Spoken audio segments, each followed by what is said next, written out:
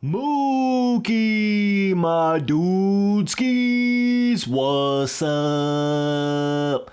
Malcolm Stewie got the dub ski. This is insane, man. I think all of us thought that he could do it, but I don't know how many of us thought he was actually gonna do it.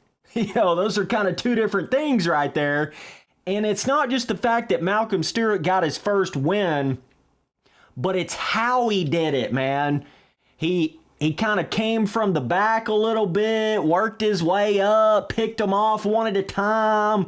He was JS7 mode through the whoop skis, caught up to Sexton up there, made Sexton look like he got nervous and caused him to wreck in the whoops. He was making some of the top dogs look like they did not know what they were doing at all in that main event, man.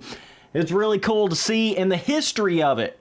This is the first time ever that two brothers have won a 450 Supercross main event in the premier class. So everybody thought it was going to be the Lawrence brothers.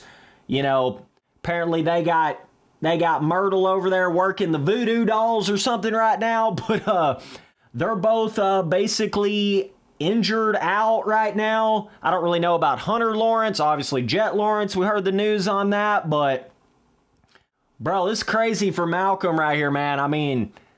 Talk about totally kind of not your typical way of getting your first win.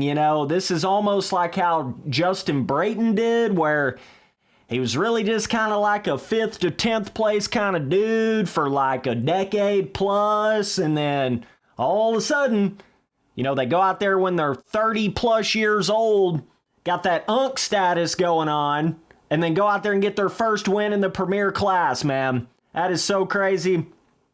Kind of reminds me a little bit of me on MX Simulator, not really racing for like 5 years and then coming back and getting a podium last year at Salt Lake City in the 450 class.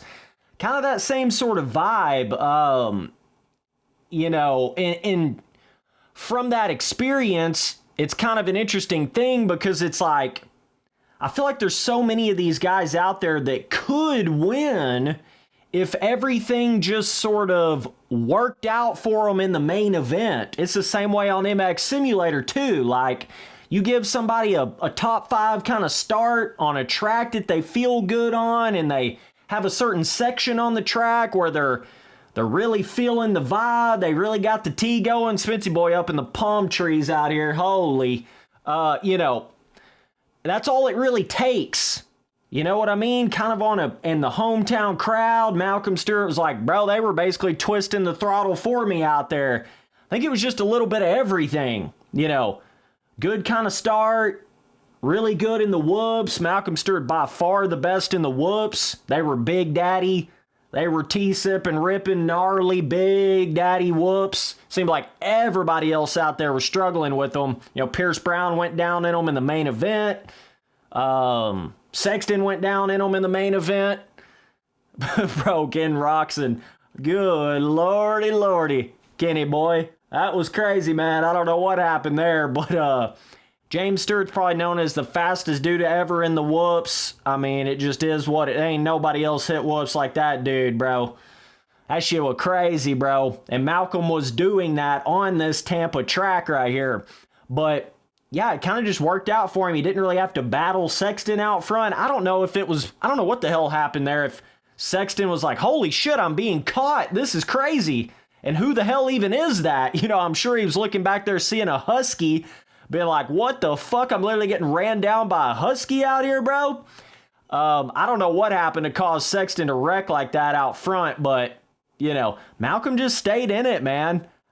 There for a minute, I was like, man, is he just going to wreck trying to get up there? Malcolm's had a little bit of that tendency where he'll have like a really good race going, a couple, 3, 6, or 9 years ago.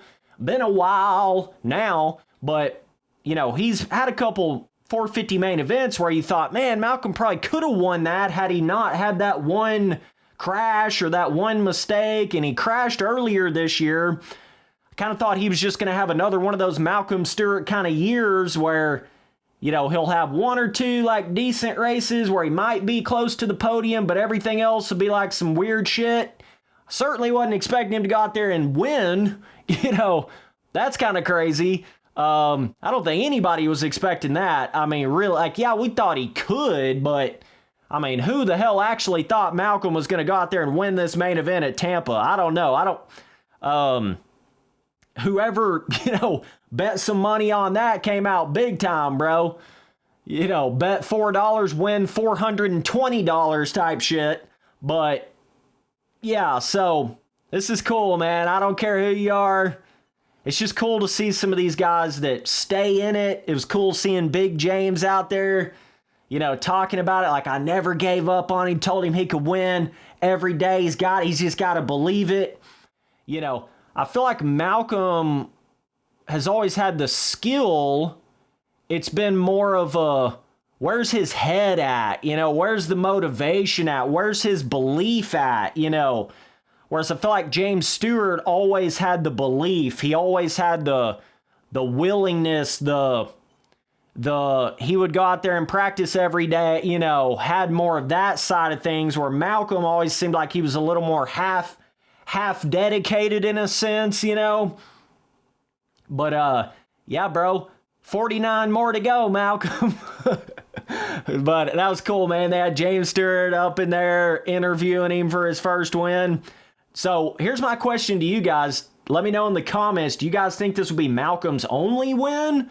Or do you think he'll go out there and get more wins? I don't know, man. I feel like it could go either way. You know, Justin Brayton, I believe that was his only win that he got at Daytona. Who knows, man? Malcolm could go on an absolute tear at this point. I don't know. It's hard to say. Of course, every track is not going to have two Florida boy sand sections on it. I certainly think that was a element that was probably helping out Malcolm Stewart some here. And then once you start winning, oh man, then you really can do something with it. You just don't want to get too far in your career. That's my only concern here with like a Malcolm Stewart. He's already, what is he, like 32?